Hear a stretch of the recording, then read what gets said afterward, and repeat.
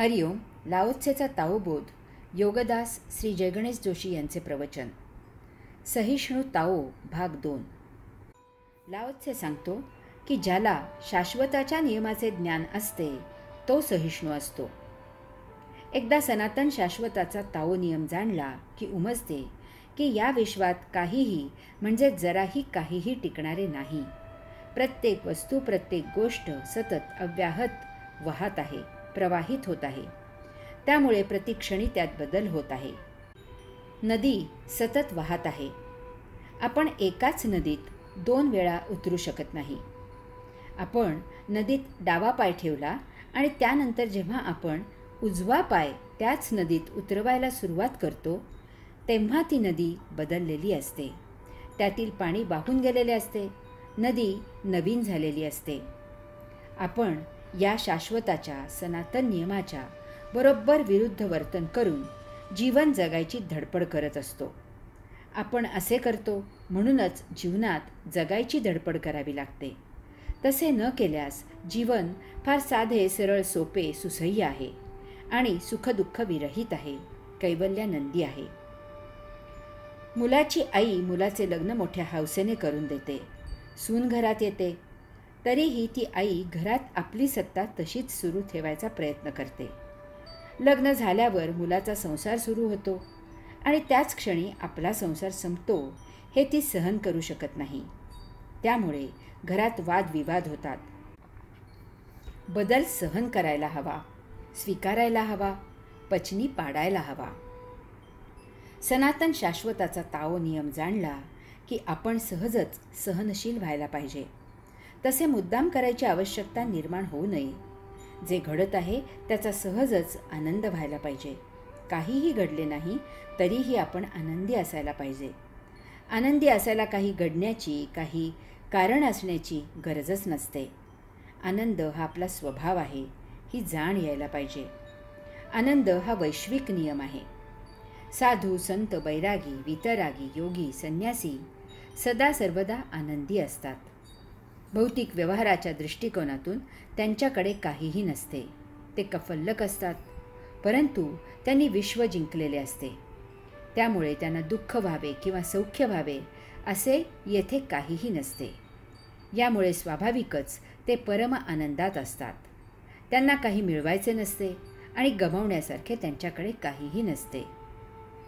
यामुळे सुखदुःखाचा प्रश्नच निर्माण होत नाही.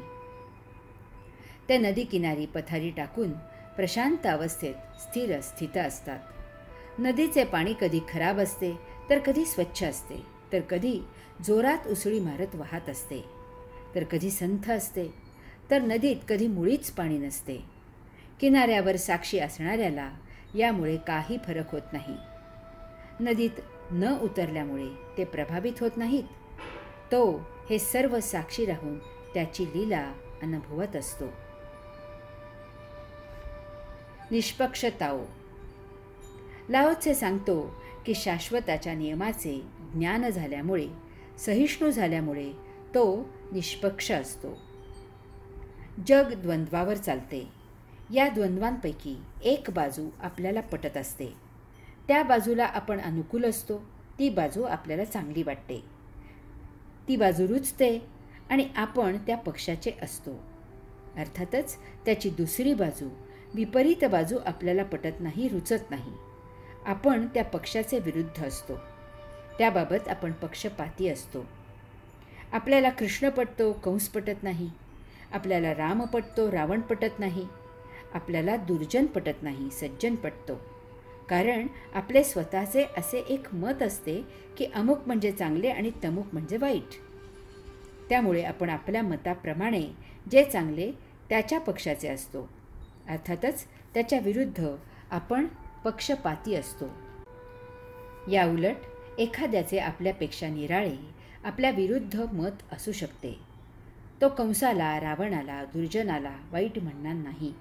त्यांचीही काही बाजू असू शकते. ती तो समजून घेतो आणि त्यांना तो वाईट म्हणायला तयार होत नाही. याचा अर्थ इतकाच आहे की आपण मुळातच पक्षपाती असल्यामुळे आपण निष्पक्ष असू शकत नाही. एखादा नीती पाळणारा असला तर त्याला कृष्ण, राम, सज्जन चांगला वाटतो. जो नीतीच्या विरुद्ध अनीतीला अनीती म्हणायला तयार नसतो, तो कंसाला, रावणाला, दुर्जनाला वाईट म्हणायला तयार नसतो. कारण त्याची सज्जनाची आणि दुर्जनाची व्याख्या निराळीच असते. दारू पिणारा दारुड्याला वाईट म्हणणार नाही, व्यभिचारी दुर्जनाला वाईट म्हणणार नाही. परंतु लाओ त्से सांगतो की ज्याने सनातन शाश्वत ताओ नियम जाणला, तो जे जसे आहे त्याप्रमाणे आचरण करतो. त्याची तक्रार नसते. तो कशालाही चांगले किंवा वाईट म्हणत नाही. यामुळे साक्षात्कारीला कोणताच पक्ष नाही. तो निष्पक्ष असतो, तटस्थ असतो, साक्षी असतो. अनेक उत्तम गवई त्यावेळच्या चालीरीतीप्रमाणे प्रतिष्ठित असलेले गणिकांना गाणे शिकवायला जात असत. कारण गणिका हा एक संबंध आहे, नाते आहे. तेच नाते प्रत्येकाजवळ असायलाच पाहिजे असे नाही.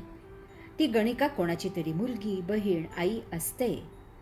तसेच ती एखाद्या गवयाची शिष्या होऊ शकते. अनेक सत्पुरुषांनी गणिकांचा शिष्या म्हणून स्वीकार केलेला आहे. त्यांचा उद्धार व्हायला मदत केली आहे.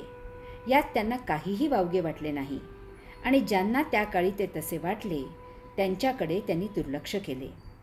हे त्यांनी केलेले दुर्लक्ष जाणून बुजून केलेले होते. कारण त्यांनी सनातन शाश्वताचा ताओ नियम जाणलेला होता. तुम्ही जीवन सरितेच्या किनाऱ्यावरचे निवासी आहात. तुम्हाला प्रवाहाबद्दल मत नाही. तुम्ही साक्षी आहात. त्यामुळे तुम्ही निष्पक्ष आहात. हरि ओम.